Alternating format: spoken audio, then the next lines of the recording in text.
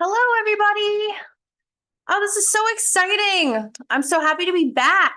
I'm back from my hiatus. Can everyone hear me okay? Can you tell me in the chat? What a time for technical difficulties, if not, huh? Let me know in the chat. Oh, I see a thumbs up. All right. Oh, I'm so pumped. I know I say it every Zoom, but it's been like how many weeks? I don't even know. So I am like actually super freaking excited for today. I did my hair. I got it dyed. I feel like I'm back. I'm ready. I'm ready to rock this shit. And let's talk about something super exciting. Low stomach acid. But before we dive in, I want to know how you guys are doing. So tell me in the chat, how's everyone feeling today? And well, you know what? Actually, let me do a more like focused question because I feel like we never do that. But I want you guys to tell me in the chat. I want you to tell me one thing that went well today and one thing you're working through. Let's start our zoom out, kind of having a little bit more convo than usual. Tell me in the chat something that's great, something you're working through. Could be big, could be small, could be anything at all. Hello, Susan. Hello, hello. Yay. I'm so excited to be back. So we're doing one thing that is working out for us and one thing we're working through. Tell me in the chat. Let's start off.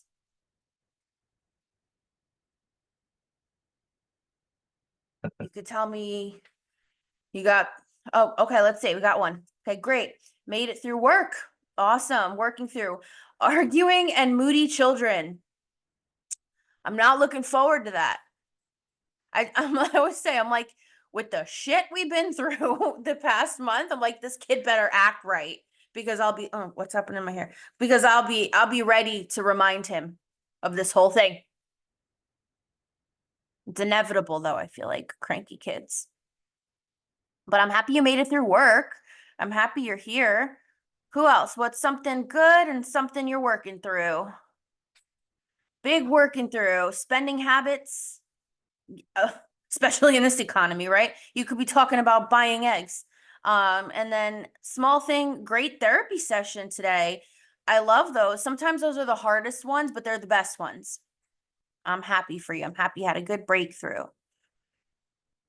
Working through being kinder to myself. Still working on the negatives that come into my head here and there. I'm proud of you for working through that. That's super hard, especially when we spend decades going through that. That's not just going to turn off, we are our own worst enemy sometimes. So I'm proud of you for deciding not to continue kicking your own ass. Life these days can do that enough for us, got to be our cheerleaders. So minding my bite went well today. Working on trying, awesome, awesome, awesome. Working on trying to be kind to myself through harder feelings and focusing on grounding myself in that kindness. I love that. Isn't it interesting that it's so difficult to be kind to ourselves? Doesn't it kind of feel like a crock of shit, right? Like it feels like we're making excuses for ourselves, or we're just like I'll let it all go to hell if I'm not mean to myself, right? But then that ends up making it all go to hell anyway.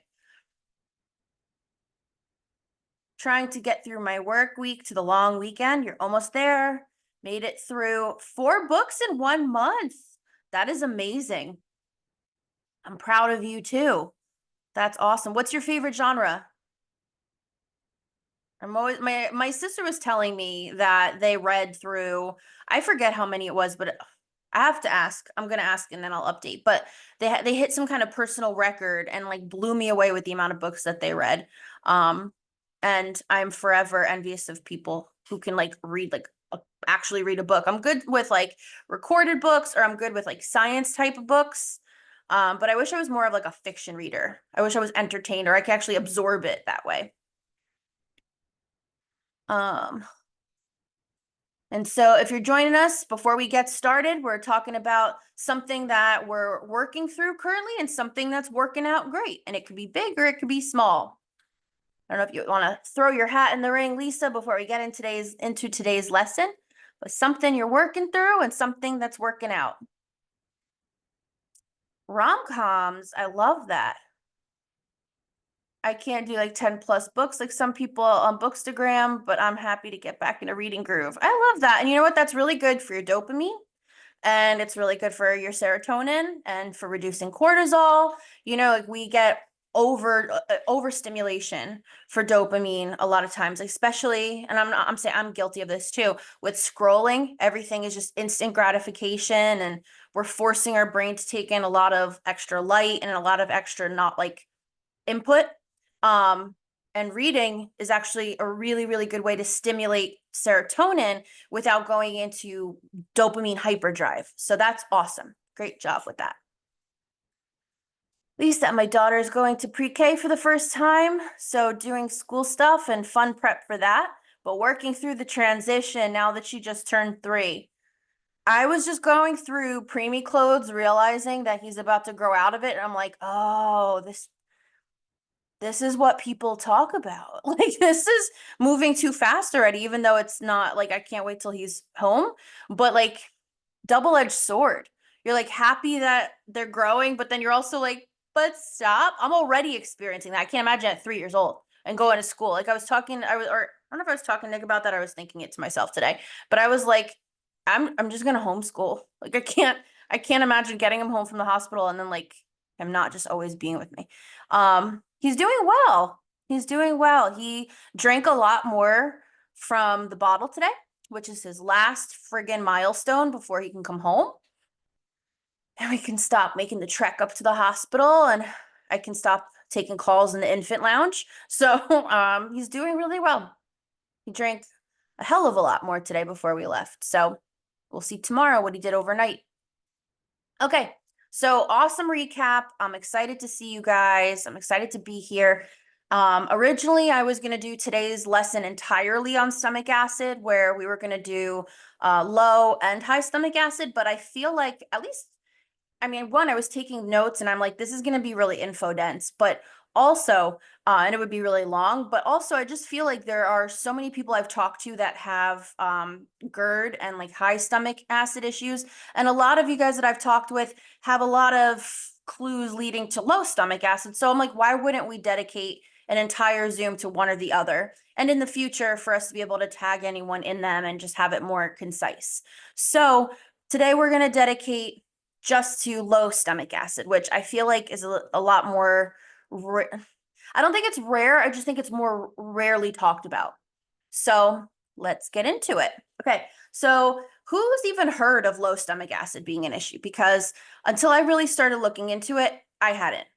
Like I had heard about acid reflux. I had heard about high stomach acid being a really, being the big bad wolf, but I had never really heard about low stomach acid being even possible.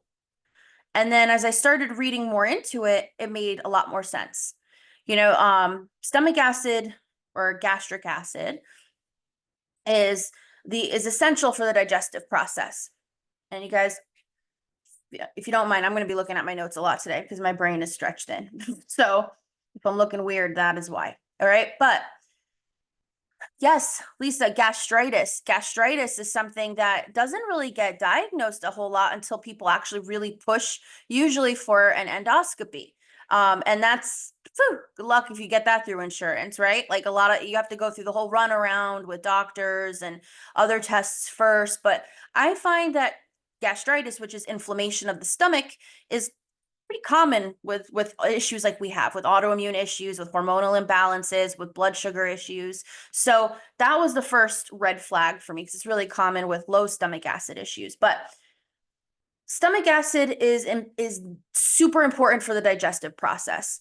In the gluten Zoom, I've talked about this. It's what's responsible to help break down gluten and the other things that we eat so that the gluten isn't so hard on our digestive system. But that's the case across the board. All of our food that we eat needs to be broken down adequately by our stomach acid before it can pass through and continue along the process of digestion and be properly absorbed and then properly turned into waste and then kicked out the other end.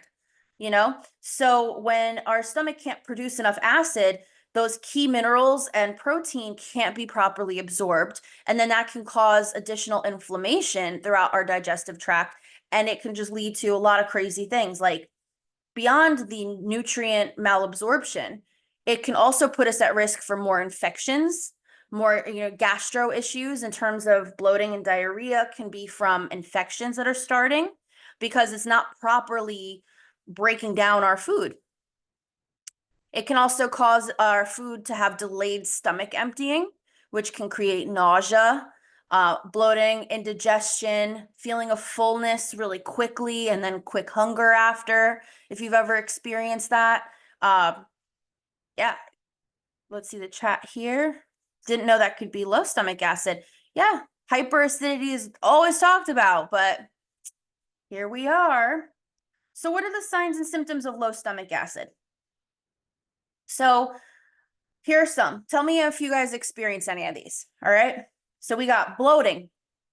It's a big one. It could be a lot of things, right? A lot of burping. Even if you're not like necessarily belching, but feeling like you have to you have the little like inner burps. If you know, you know. But if you feel the little inner burps pretty, like frequently, upset stomach, extreme nausea when you're taking vitamins and supplements. Why? Because it just sits there and doesn't get broken down adequately, right? Heartburn, interestingly enough, and I'll explain why. Diarrhea, gas, desire to eat when not hungry. If you caught my post about binging yesterday, I put in there that one of the physical culprits of binge eating could also be stomach acid issues. Indigestion, hair loss from malabsorption of nutrients, undigested food in stools, or a greasiness in stools. I know it's not like very charming, but it is what it is, weak, brittle fingernails, very ridged fingernails, cloudy fingernails, fatigue, GI infections, iron deficient anemia,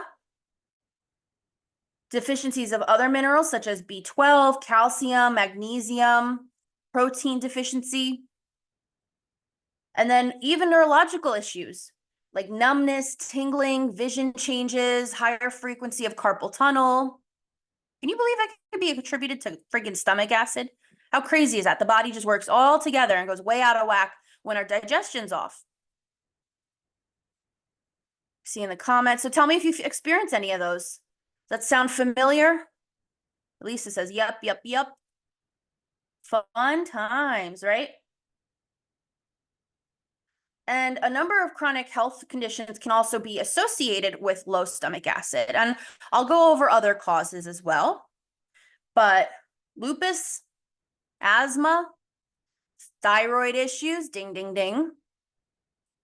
Hormonal acne, weird, right? Psoriasis, eczema,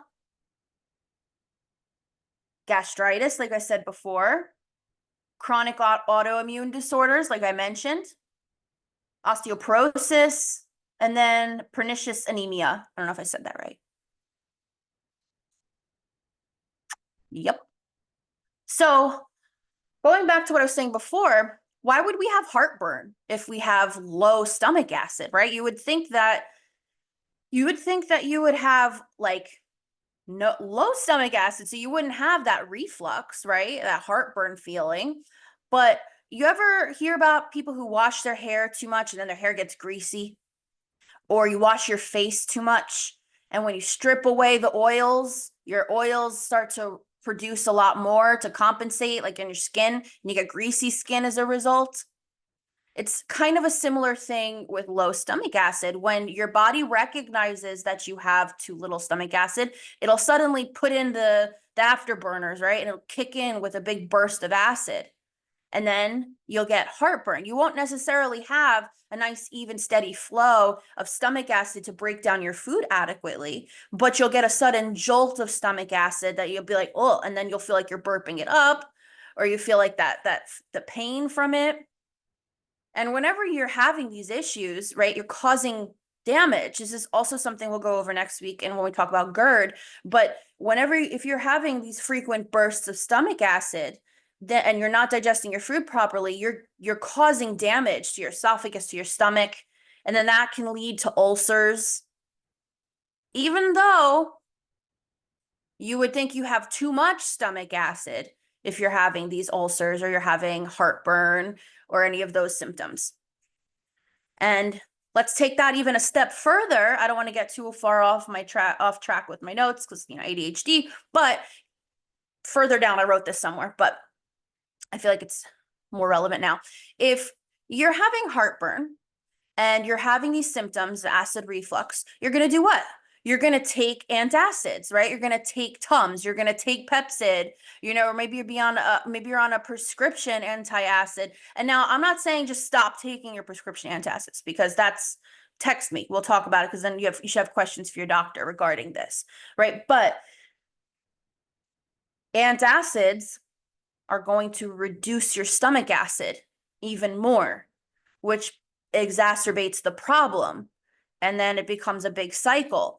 And I think that's why a lot of people get stuck on like living on Tums and feeling like they're not necessarily getting better. It could be, doesn't have to be, but it could be actually low stomach acid as a result.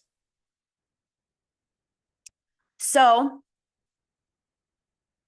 let's see, same here, brittle nails, dry skin, gastritis due to bad bacteria, which grows as a result of not having adequate acid, right?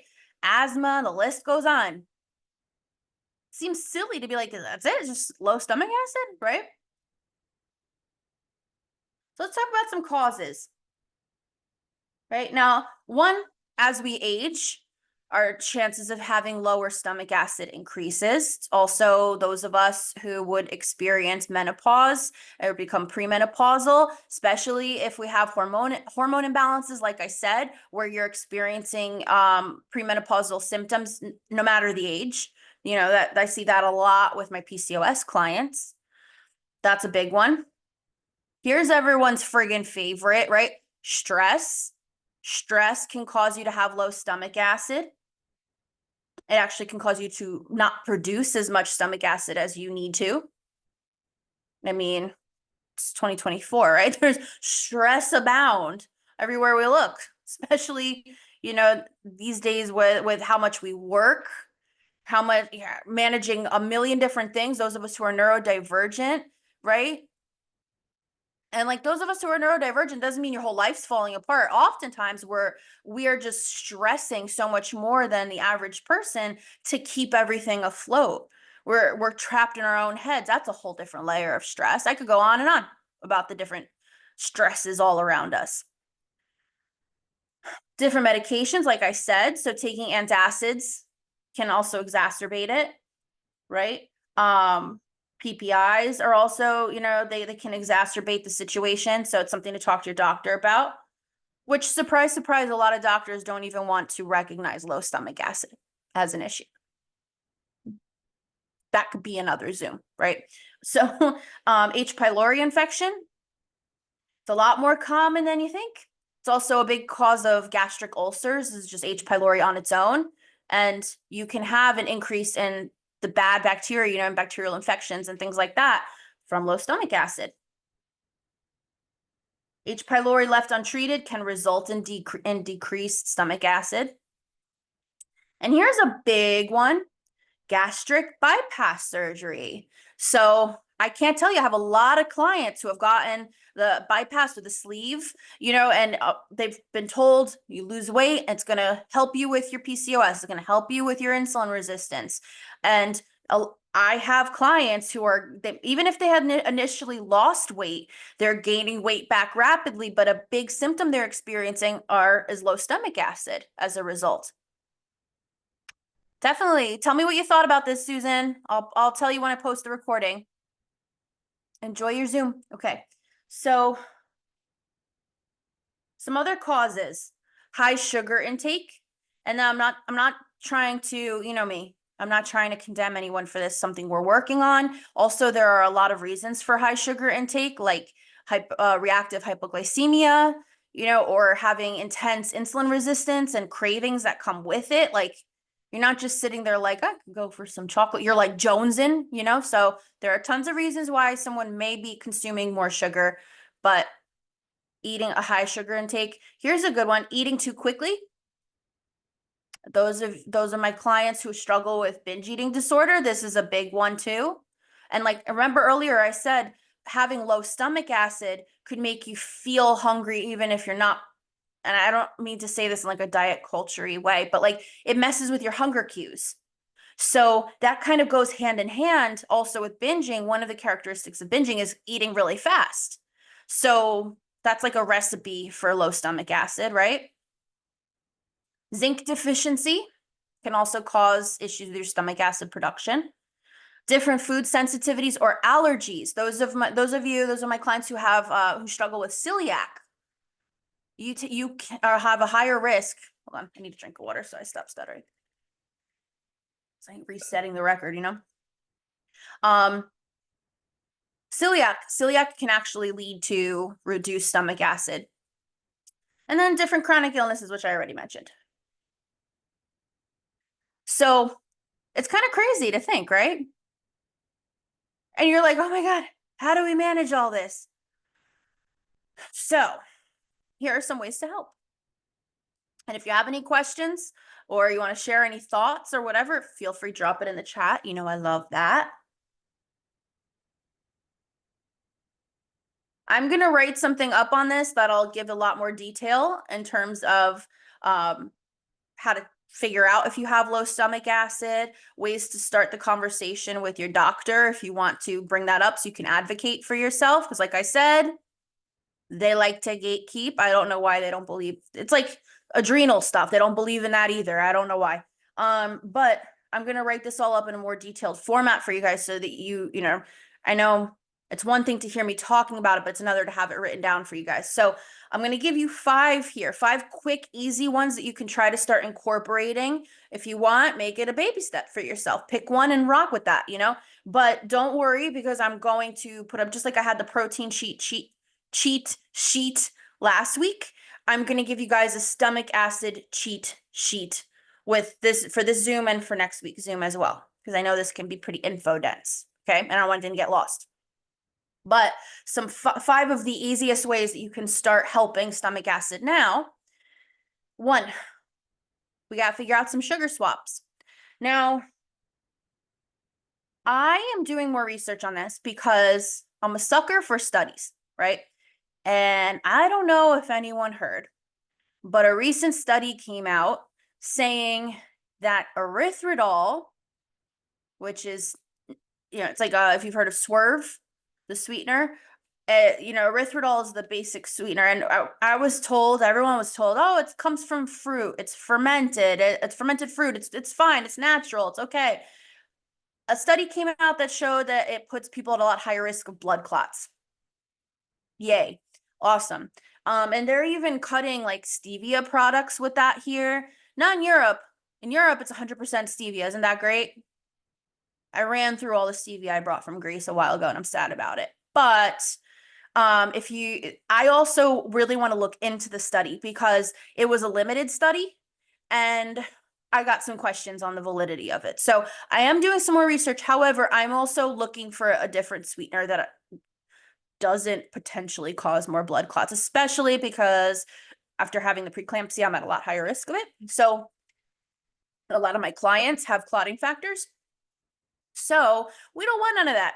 So I am currently looking for a different sweetener for you guys, and I'm going to be posting more about the swaps that would be helpful for that.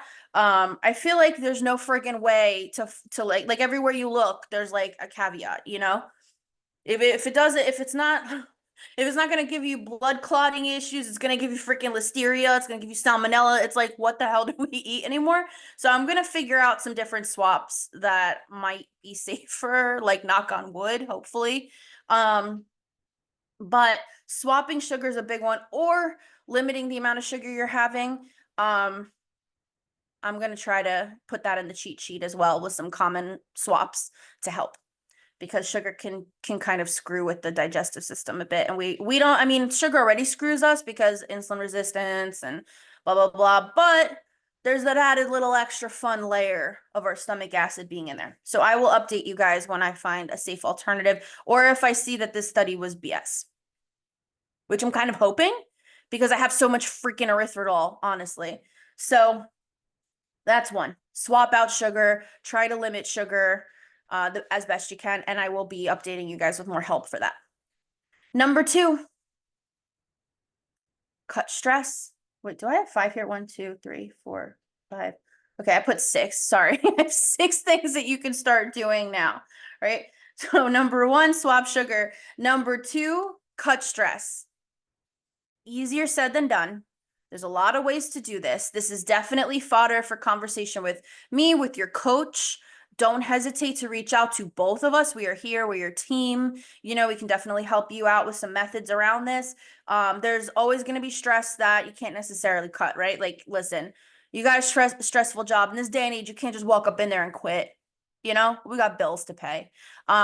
You got bills to pay. There's stress with that. That ain't going to necessarily go away. But there's different ways to manage that stress and to try and decompress and try to allow for the, I call it non-negotiable stress. Like the stress is always going to be there, right?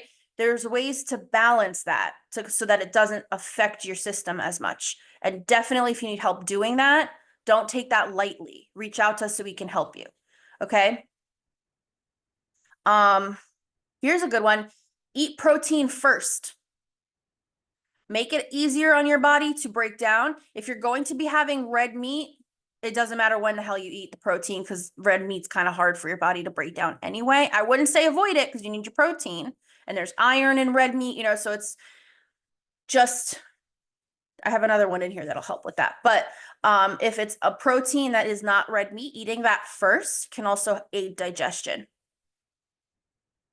Add fermented foods. This has been something that different cultures have used for friggin' centuries, right?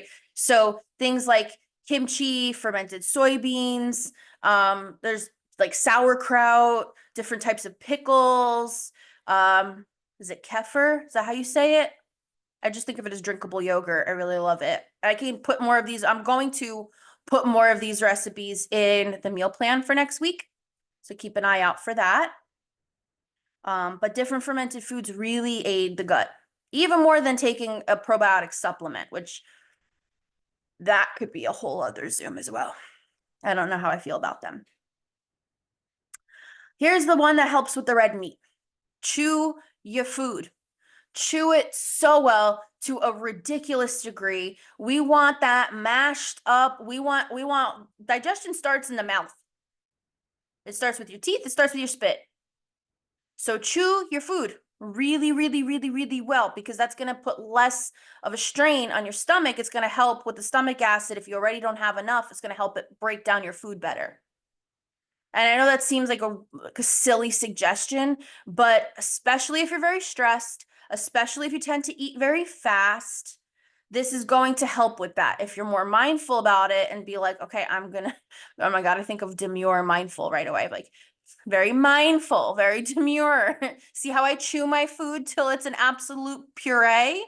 Very mindful. Anyway, the brain rot. But chewing your food really, really well helps a lot with digestion. You'd be surprised. And then lastly, in the morning, and this is actually, we will sometimes suggest this as an actual baby step for people. So if you want to try it out and see if it helps, but like organic apple cider vinegar in the morning, you want to do a 1-for-1 shot. So you do a shot of the apple cider vinegar, you do a shot of water so you don't singe your friggin' throat, and then brush your teeth. Because if you leave the apple cider vinegar on your teeth, it could be corrosive. So in the morning before you eat anything, you don't have to like wait to eat after this. But before you eat anything, when you first wake up, shot of apple cider vinegar, shot of water, brush your teeth so it doesn't mess with your enamel. And that's a good way to help neutralize. And you might be like, well, that sounds acidic and terrible. It actually does the opposite. It neutralizes it, or encourages it, I should say. All right. So I want to know, biggest takeaway from today or most helpful tidbit from today. And again, I'm going to be making a cheat sheet, a stomach acid cheat sheet for this Zoom, as well as next week's Zoom, just like I did with the protein one. I won't be in the middle of a C-section for that one, so it won't take as long to be posted. So I'm going to be giving you guys all this information so you guys can save it in your notes and have it with you, and help advocate for yourselves a little bit better if you want to. But tell me in the chat, biggest takeaways, most helpful little tidbit. The list. What, the list of symptoms? Which list did you find most helpful? I can't believe a half hour went by already. I feel like I just got on here. That's always how it goes, though. Reminder to chew my food to death. Yes. Absolutely. Oh, the list for low acid prevention. Yeah. And it's like, it sounds ridiculous, right? It sounds like, oh, that wouldn't make a big impact. You'd be so surprised. It really can be helpful. Love the small things you can be doing now. Those are always the best, you know, because I feel like we're marketed these really big changes and it seems exciting. Like, oh, if I make that big change, I'm guaranteed to get results. No, you're guaranteed to get pissed off when you have to work really hard and then you don't really see that big of an impact, right? Like nobody wants to do that. And then stress affects us. So like making a huge change is stressful. The easier it is, the better. Like, why do we villainize easy? I love it. Easy is productive. Be mindful when eating your food. It's helpful whatever havoc your stomach. It's helpful for whatever havoc your stomach is wreaking upon you. Absolutely. And it helps you just like, I know it goes with minding your bite, right? The Zoom from last week that I did for you guys with the giveaway. It's good too to just be like, if you really want to savor what you're eating, you know, we rush through it. Especially I find we tend to do this when we're eating lunch because it's in the middle of our day. We're working or we're doing something. So it's kind of like we're just trying to get food down our pie hole and get back to it. We're not even really thinking, you know? So it kind of gives you a little like, look at the French. They take like 2 hours to eat lunch, you know? While we may not have the luxury, might not be eating as good of food. There's something to be said about that. Give yourself a little bit of leisure. All right, awesome. So I am so happy to be back. I'm happy to be, you know, chatting with you guys. My Calendly is back up and running. So if you've been wanting to book calls with me, I know I've been off for a couple weeks after the bebe came around, but get back in there. I'll let you know, obviously, as you know, the baby's in the hospital, things might have to change around just because we're shuffling back and forth and, you know, it's just craziness. I'll let you know, but my Calendly is up and running. I miss talking to you guys. I miss doing these Zooms. So I'm so excited to be back and look out for the cheat sheets. They will be posted as well as the meal plan for next week. So love you guys. Night.